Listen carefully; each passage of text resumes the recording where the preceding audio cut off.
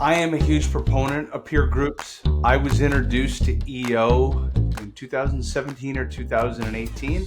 My first agency was riding a high and then it hit a low. And my peer group, I was part of EO for a few years. It really helped me. The 2008 financial crisis.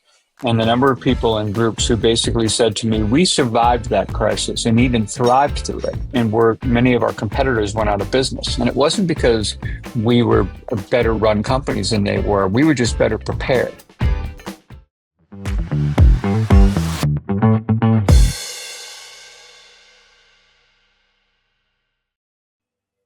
Welcome to Outsource to Profits. I have a fantastic guest here, Leo. Do you mind describing who you are, what you do, and how you serve the world? Sure. I'm Leo Bottary. I have a company out of Carlsbad, California called Peernovation LLC. And I work with peer advisory groups for CEOs all over the world to help them maximize the value that they bring to one another in those groups, but also how to take what the highest performing CEO groups and forums do so brilliantly, and how to bring those proven principles and practices to teams in their companies. I am a huge proponent of peer groups. I was introduced to EO in 2017 or 2018. My first agency was riding a high and then it hit a low. And my peer group, I was part of EO for a few years. It really helped me. You and I were saying something offline of feeling alone. I've always, as a founder, kind of felt alone in that journey. And then in 2020, during COVID, a fellow mentor of mine actually created something called Collective 54, which I really thought was interesting because it was vertical specific or industry specific. You could only be a member if you were a founder of a professional services company. So now you're actually talking about the same unit economics with your fellow forum mates. So with that, you're advising CEOs all day long, founders. I want you to picture that you're talking to somebody who's a first-time founder, sub $10 million. They are truly blazing alone and they feel alone.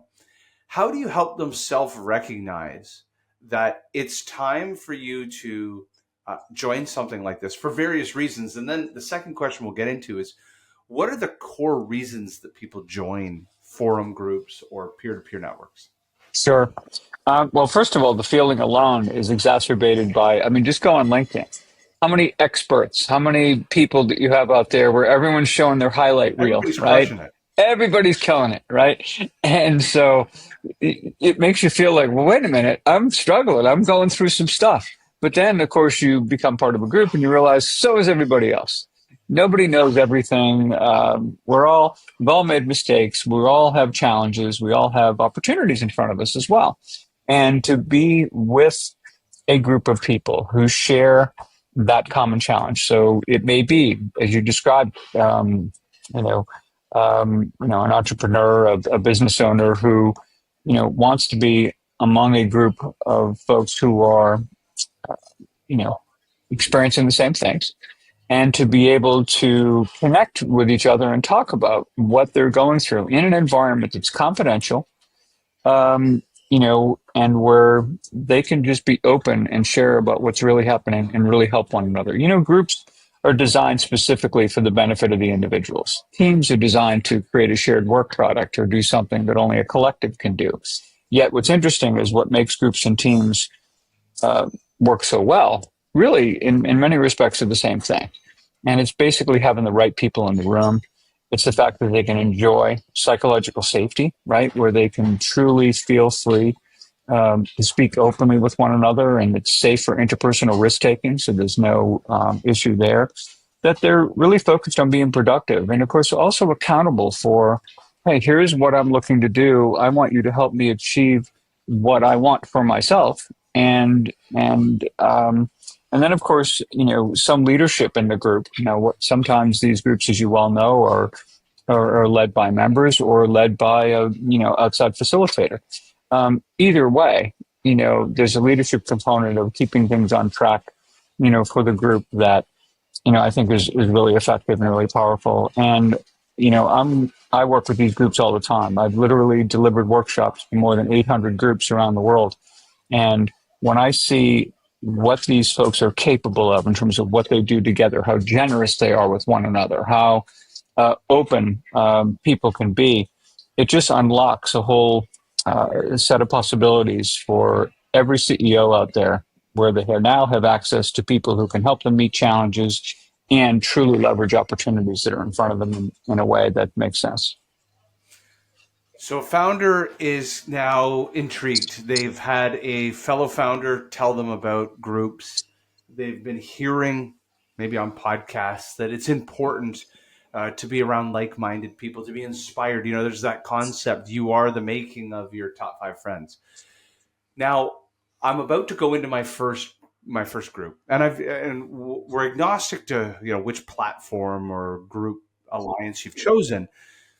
But what is the mindset going in, and or what are the dynamics or the things that I need to be aware of internally? Like, what do I need to think about to be successful in a group?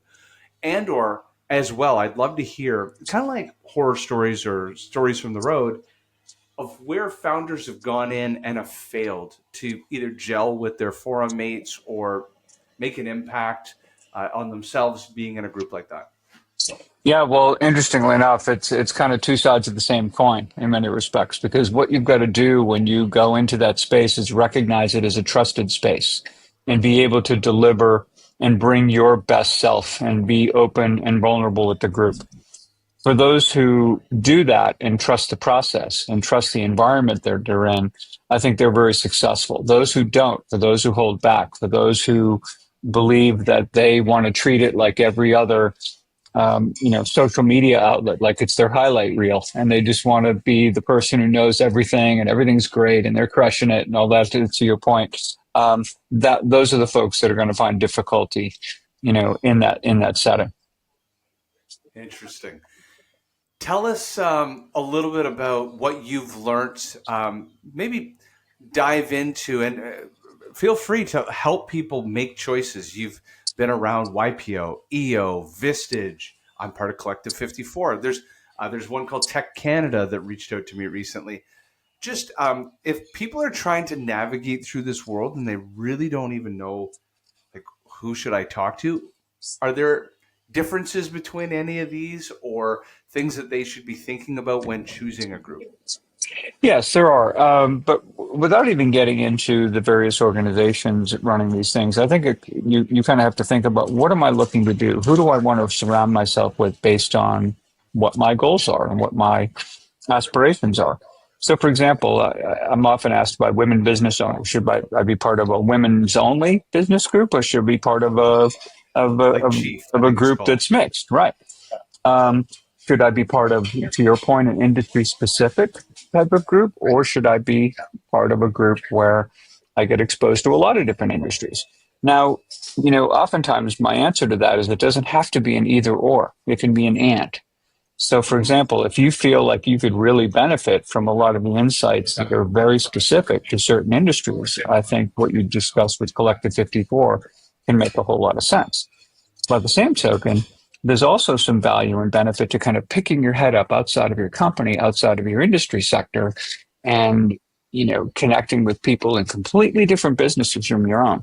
Which there's two things about that. A, you do share many more common challenges than you can possibly imagine. Number one, but secondly, what you'll tend to discover are there are processes or ways people do things in certain industry sectors that are unheard of in your own. But you'll learn about that and say, wait a second, that could work for us, and maybe even be a competitive differentiator. So oftentimes the only way we're going to be able to get access to practices that are outside of our industry sector is to get outside of our industry sector and figure out what some of those things are and where they can be relevant. But so there's absolute value to all. When I mentioned at the beginning, women business owners group, well, there are, specific challenges, specific opportunities, programs, things out there for women business owners that they can help each other connect with that is going to be different from another group. So I think really depending on what you're looking to do, there is a group out there for you, believe me. And there's a lot of amazing choices. And one of the things that there's a reason I co-authored the book in 2016 called The Power of Peers. It wasn't designed to be some kind of hardcover brochure about any type of specific offering or company or something like that. It was just to shine a light on the value proposition in a way that would make people think, huh, it's really nice to know this is available to me. Because for a lot of people, when you talk to them about these groups, it's like selling a Mercedes to someone who doesn't even know what a car is. So at least if you become aware of what the value proposition is all about, you start asking yourself, okay, well, how could a group help me most at this time, at this stage of where I am? And then you might think about the proper group, for you. And they're out there. This is a great point. And what are your thoughts about doubling up? And so I'll tell you what I'm in the midst of doing. So think of it as a matrix. So I now have really benefited from being in an industry specific group like Collective 54. The resource library, the calls, everything is gross margins and profit margins and capacity restraints, everything that every pro serve goes through. What I didn't get out of my original EO was, there was a guy that ran 23 paint store franchises. Then there was a huge restaurateur. Then there was a SaaS software company. While that was great, what I didn't get out of it was experience that aligned to mine, some first principles aligned, but like solving for the very specific thing that's happening to me. That's what's been great about Collective 54. But what I've been missing is actually regionalized friendship. So I didn't come from an entrepreneurial family. I have very few entrepreneurial friends that live in my city of Toronto, which is ironic considering the size of it. All my entrepreneur friends live in other cities. So in fact, I'm looking at joining a second group because I'm looking for like-minded entrepreneurs that live within proximity of where I live. So what are your thoughts on, the only challenge is it's twice as expensive. So what are your thoughts on doubling up if one doesn't serve its sole purpose? Well, again, I think depending on your goals, I'm an absolute advocate of doubling up. One of the things that starts to happen, when I think about the 2008 financial crisis and the number of people in groups who basically said to me, we survived that crisis and even thrived through it. And many of our competitors went out of business. And it wasn't because we were better run companies than they were. We were just better prepared. And the reason they were better prepared was because they were in a group with various other industry sectors who kind of all of a sudden things start to pop up in different sectors of the economy that gave warning signs to everyone else that, hey, hold on now. Maybe we need to think about, the hurricane's coming. Maybe time to board up the windows. Maybe it's time to, prepare, for the storm that's about to hit as opposed to have it run you over. So that's certainly an aspect of it. There's also, again, kind of what I brought up about practices that are, unheard of in your industry, but you might find really valuable to your own. And then there's also the many shared challenges you have, especially as companies begin to grow and you start adding to staff and you're building teams and you're doing these kinds of things. I think, quite frankly, there's a lot of the people challenges that come with leadership, with, just various things all over that are incredibly helpful to talk with people from various industry sectors about how they do things. What assessments do they use? What interviews do they use? How do they do certain things that represent common challenges there? So I like the idea of, if you have some specific reasons for, I don't think anyone should join a group just to join a group. I think be thinking about, what are my goals? What am I looking to get?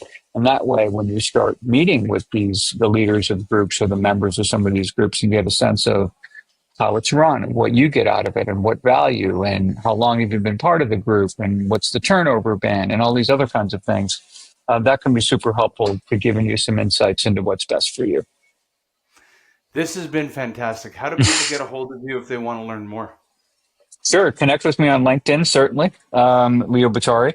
And of course, peernovation.biz. I could learn all about what Peernovation is capable of what it can do. Not only how it helps groups and forums run more effectively, but again, how to take these proven practices and principles and how to bring them into the teams and your companies. And that's great stuff. And I love it. And I think others will too when they look into it. This has been great. Thank you so much for being on Outsource the Profits. You bet. Thank you.